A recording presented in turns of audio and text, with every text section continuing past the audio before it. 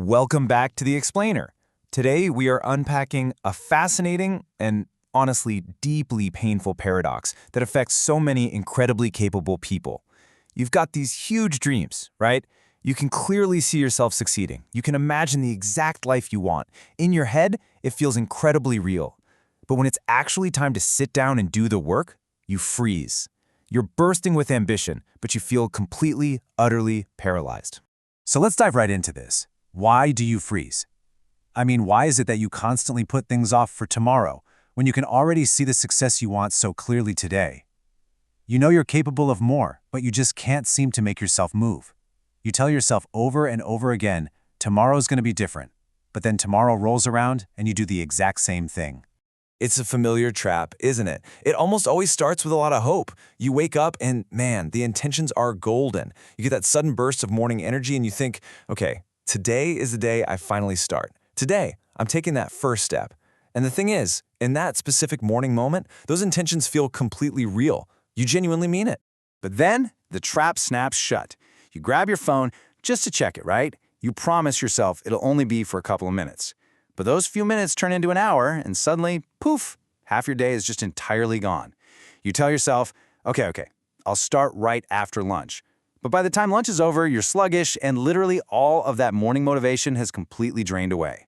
And that brings us to the absolute most exhausting part of the whole cycle.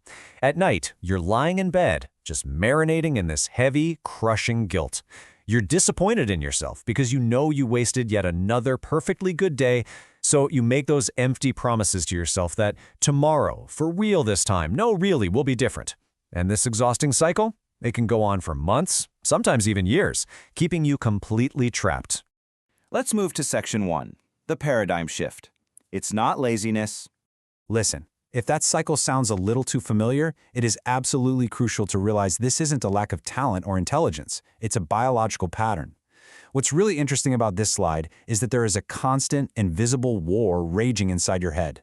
You've got the dreamer on one side. That's the part of you driven by the prefrontal cortex that wants achievement, sets those massive goals, and vividly imagines success.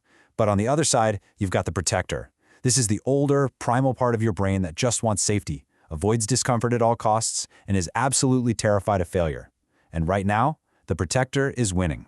Why is the protector winning? Well, it comes down to basic neurobiology. When you even think about working on your big goals, your brain literally flags it as a threat. It sees effort, uncertainty, the possibility of failure, and it goes, nope. Because your brain's survival mechanism hates those things, it offers you an incredibly easy out: grab your phone. When you scroll, your brain rewards you with a hit of dopamine. You feel a little better, the discomfort fades, and your brain basically learns that avoiding your goals is the safest, quickest way to feel good. Which leads us to a profound paradigm-shifting realization. As the quote says, this is not laziness.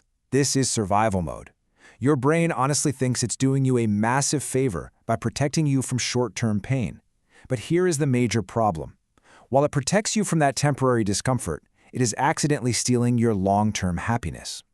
Every single day you avoid your goals, you are unknowingly teaching your brain that your dreams just don't matter. Okay, let's jump into Section 2, dismantling the excuses. Time for a little tough love. We constantly assume that the highly successful people out there just have this magical, bottomless well of motivation that we somehow lack.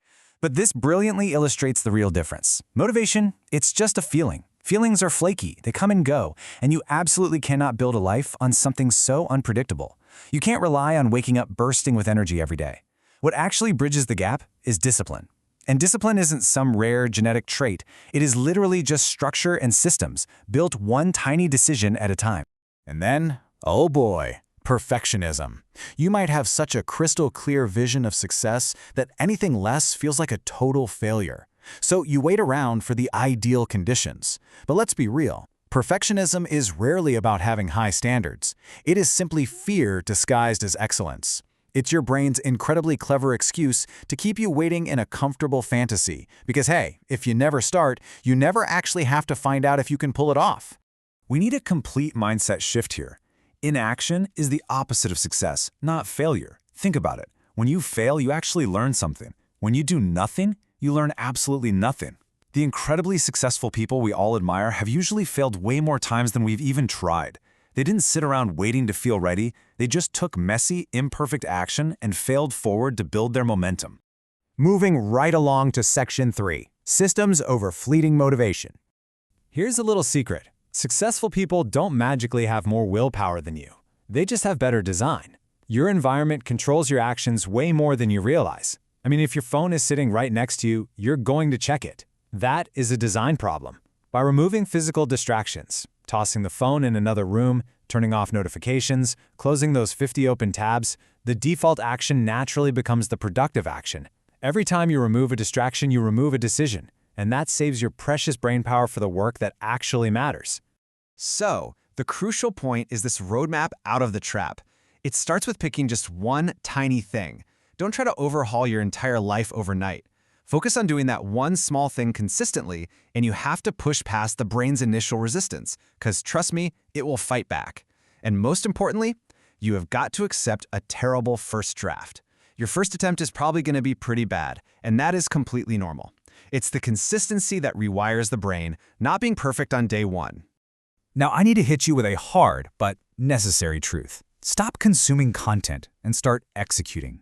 It is incredibly easy to fall into the trap of watching hours of productivity hacks, reading articles, listening to interviews. It feels exactly like progress, doesn't it? But it's not.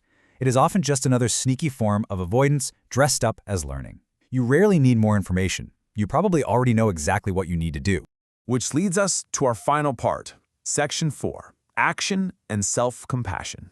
Look, as you start taking action, progress is not going to be a perfectly straight line. You are absolutely going to have bad days where you slip up and fall right back into those old patterns. And when you inevitably mess up, your first instinct is going to be to lie in bed and beat yourself up. But listen to this. Guilt does not motivate you, and shame does not make you better. Hating yourself for wasting a day only reinforces the false belief that you aren't good enough, which just feeds right back into that nasty cycle of avoidance. It requires a really delicate balance.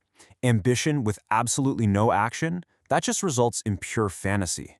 But action without self-compassion, that is a fast track to burnout and quitting. Forgiveness is the secret ingredient here. It's not about letting yourself off the hook entirely. It's about giving yourself permission to try again tomorrow without dragging the incredibly heavy weight of yesterday's failures along with you. Ultimately, it all comes down to recognizing this massive relief. Lazy is not who you are. Lazy is simply what you have been doing. There's a huge difference there. Your core identity is someone with immense potential, someone with dreams and the ability to adapt. Your temporary survival mode habit of avoiding discomfort, that's just a neurological pattern, and patterns can absolutely be broken. So, this leaves us with one final provocative question to ask ourselves. What is one small step you can take right now? Seriously, as soon as this explainer ends, don't just click on another one. Close this presentation, break this cycle immediately, and go take one single, messy, imperfect action. Teach your brain that you are finally serious, because the shift from being a dreamer to being a doer, it starts right now.